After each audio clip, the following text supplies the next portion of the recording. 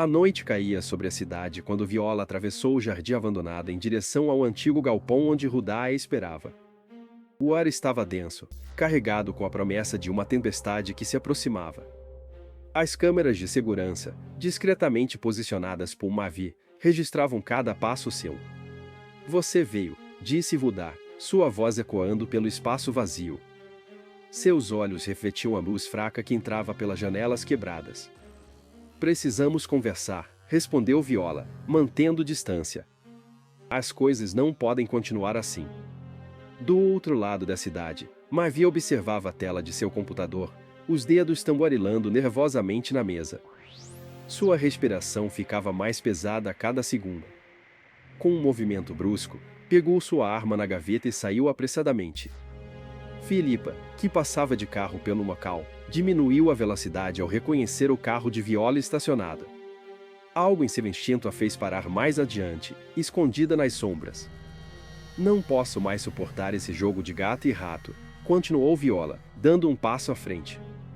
Você sabe que ele está nos vigiando. Mavi não pode controlar nossas vidas para sempre, respondeu Rudá, passando a mão pelos cabelos em um gesto nervoso. O som de pneus na brita fez ambos se virarem. Mavi emergiu das sombras, a arma refletindo a luz da lua. Então é assim que termina, sua voz estava carregada de amargura. Depois de tudo que construímos? Mavi, baixa essa arma, pediu Rudá, colocando-se instintivamente na frente de Viola. Vamos conversar. Conversar. Mavi riu, um som sem humor enquanto vocês tramavam pelas minhas costas. As câmeras não mentem. Felipe observava a cena paralisada dentro de seu carro, suas mãos tremendo ao tentar discar para a polícia. O celular escorregou de suas mãos suadas. Não é o que você está pensando, Viola tentou argumentar, sua voz firme apesar do medo. Existem coisas que você não sabe. Chega de mentiras, gritou Mavi, sua voz ecoando pelo galpão vazio. O primeiro tiro pegou Rudá no peito, o segundo atingiu Viola antes que ela pudesse gritar. O eco dos disparos ainda reverberava quando Felipa, em pânico, ligou o carro. Meu Deus, murmurava ela repetidamente, as mãos tremendo no volante.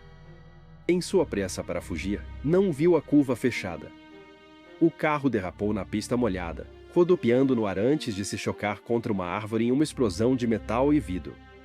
Enquanto isso, no apartamento de Mavi, Mercy e Luma assistiam horrorizadas à gravação das câmeras de segurança. Precisamos fazer alguma coisa, sussurrou Mércia, sua mão cobrindo a boca em shot. Não, respondeu Luma, seus olhos fixos na tela. Precisamos usar isso. É nossa única chance de... O som de passos do corredor as fez congelar. Rapidamente, Numa copiou o arquivo para um pendrive. Ele não pode saber que vimos isso, sussurrou Mércia, fechando apressadamente o notebook. Do lado de fora, a tempestade finalmente desabava sobre a cidade, lavando o sangue que começava a se acumular no chão do galpão abandonado, enquanto as sirenes da polícia começavam a soar ao longe. Diana e Hugo, ainda sem saber do horror que os aguardava, dirigiam-se ao local do acidente de Filipa, sem imaginar que aquela seria apenas a primeira de uma série de mortes que transformariam suas vidas para sempre. O sol ainda não havia nascido quando Isis descobriu a verdade sobre Shirley. No arquivo escondido entre as documentações de arte, não havia certificados de colecionador, mas sim registros de transações suspeitas e identidades falsas. Então nunca foi sobre arte, murmurou Isis para si mesma, suas mãos tremendo ao folhear os documentos. O render do piso de madeira a fez congelar. Shirley estava parado à porta, seu semblante antes amigável agora transformado em uma máscara fria. Sabe, Isis, disse ele, fechando a porta atrás de si, curiosidade é uma característica admirável. Mas às vezes pode ser fatal. Isis recuou, apertando os documentos contra o peito. Você não é quem disse. E você não deveria estar aqui, respondeu ele, avançando lentamente. A perseguição que se seguiu pelos corredores do depósito abandonado terminou em gritos sufocados e silêncio. Na manhã seguinte, Fátima chegou cedo ao trabalho e encontrou um envelope em sua mesa. Dentro, uma foto de Isis e uma mensagem escrita em letra cursiva: Você é a próxima. Gael, chamou ela, em pânico. Gael, preciso de ajuda. Gael, que há meses guardava seu amor em segredo, não hesitou em tentar protegê-la. Vamos jantar hoje à noite. Preciso te contar algo importante e podemos discutir como te manter segura. O que ele não sabia era que aquele seria seu último jantar. O vinho em sua taça estava envenenado, uma morte lenta que começou com tontura e terminou em uma convulsão violenta. Enquanto isso, Diana estava cada vez mais próxima da verdade. Em seu escritório, espalhados sobre a mesa, documentos revelavam uma rede internacional de crimes. Hugo, preciso que você veja isso, disse ela ao telefone. Mavi não é apenas um empresário obsessivo. Ele é o centro de tudo. Estou indo para aí, respondeu Hugo. Não faça nada até eu chegar. Mas Hugo nunca chegou ao escritório de Diana. No estacionamento, 3 homens o esperavam nas sombras. A multa foi breve e violenta. Nada pessoal, disse um dos agressores, deixando Hugo caído em uma poça de sangue. Ordens são ordens. O que os assassinos não sabiam era que Hugo, mesmo gravemente ferido, ainda respirava. Com suas últimas forças, ele conseguiu arrastar-se até seu celular. Diana, sussurrou ele na mensagem de voz, sangue escorrendo pelo canto de sua boca. É maior do que imaginávamos. Não confiem. A mensagem ficou incompleta, mas seria suficiente para alertar Diana sobre o perigo que se aproximava. Em seu escritório, ela continuava reunindo provas, sem saber que cada documento que descobria a aproximava mais de seu próprio fim. Em algum lugar da cidade, Cirlei limpava cuidadosamente suas mãos, enquanto recebia novas instruções pelo telefone. Sim, Sr. Mavi, disse ele, sua voz profissional e distante. A situação com Isis foi resolvida. Quanto à investigadora, será um prazer cuidar pessoalmente do caso. A noite caía sobre a cidade mais uma vez, e com ela, mais segredos mortais emergiam das sombras, preparando o terreno para mais tragédias que estavam por vir. O vento frio soprava no topo do edifício Enterprise quando Mercy encontrou Mavi para sua última tentativa de chantagem. O pendrive com as imagens do assassinato pesava em seu bolso como chumbo. 200 mil ou as imagens vazam ainda hoje, disse Mércia, tentando manter a voz firme apesar do medo que corroía seu estômago. Mavi deu uma risada seca, aproximando-se lentamente. Sabe qual é o problema com chantagem, Mércia? Sempre tem um preço maior do que dinheiro. Não se aproxime, gritou ela, recuando até sentir o parapeito gelado em suas costas. Eu fiz cópias. Claro que fez, respondeu Mavi, seu sorriso agora mais próximo de uma careta. Assim como Duma, não é? O nome de sua amiga fez Mercy empalidecer. O que você fez com ela? Neste momento? Ela deve estar tendo uma conversa interessante com alguns amigos meus. Em outro ponto da cidade, Numa corria pelas ruas escuras do centro, seus passos ecoando no asfalto molhado. 2 homens de preta a perseguiam metodicamente, como predadores cercando sua presa. Por favor, alguém me ajude, gritou ela, sua voz se perdendo na noite. E Arley, que saía de um café próximo, testemunhou um momento exato em que os perseguidores alcançaram Muma. O som abafado dos tiros foi mascarado pelo barulho da cidade. Meu Deus, murmurou ele, deixando cair sua xícara de café. Suas mãos tremiam enquanto discava para a polícia. De volta ao topo do Enterprise, Mercy percebeu tarde demais o movimento de Mavi. O empurrão foi suficiente. Seu grito ecoou por alguns segundos antes do silêncio definitivo. Central, homicídio na Rua das Acácias, relatou Arley ao telefone, escondido atrás de uma coluna. Eu vi tudo, preciso falar com a investigadora Diana urgente. Mas Arley nunca chegou a fazer seu depoimento. Quando chegou em casa, encontrou sua porta destrancada. O intruso foi rápido e eficiente. Diana chegou à cena do crime 1 hora depois, apenas para encontrar mais um corpo na já extensa lista de vítimas. Droga! Exclamou ela, socando a parede em frustração. Estamos sempre um passo atrás. Entre os pertences de Arley, um bilhete amassado chamou sua atenção, Fátima, próxima. Do outro lado da cidade, Fátima empacotava freneticamente uma mala em seu apartamento. Suas mãos tremiam tanto que mal conseguia fechar o zíper. Vamos, vamos, murmurava ela para si mesma, olhando constantemente por sobre o ombro. O som de passos no corredor a fez paralisar. Uma sombra passou por baixo de sua porta. Só mais alguns minutos, sussurrou ela, lágrimas escorrendo por seu rosto enquanto procurava as chaves do carro. O relógio marcava meia-noite quando Diana finalmente conectou os pontos. Seu celular tocou, mostrando uma mensagem anônima. Tarde demais, investigadora. A noite estava longe de acabar, e o amanhecer traria apenas mais horror para aqueles que ainda respiravam. A verdade tinha um preço, e todos estavam pagando com sangue. As luzes da cidade piscavam como vagalumes distantes quando Fátima se viu encurralada no beco sem saída. O som dos passos de Shirley ecoava nas paredes de concreto, cada vez mais próximo. Sabe, Fátima, a voz de Shirley soava quase gentil, poderia ter sido diferente.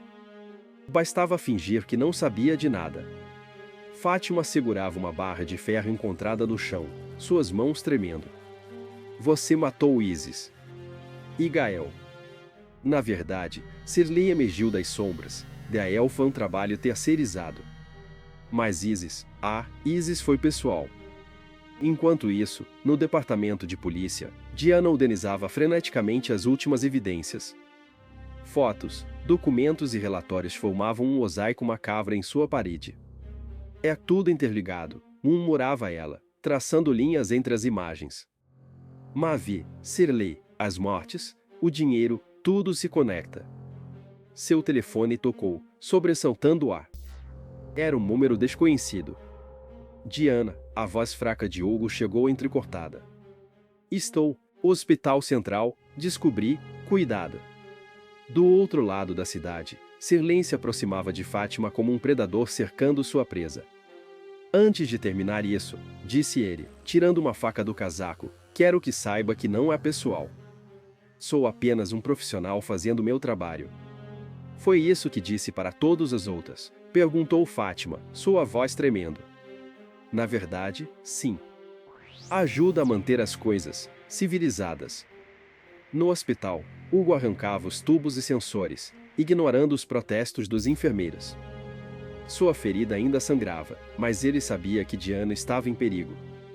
Senhor, você não pode sair, gritou uma enfermeira.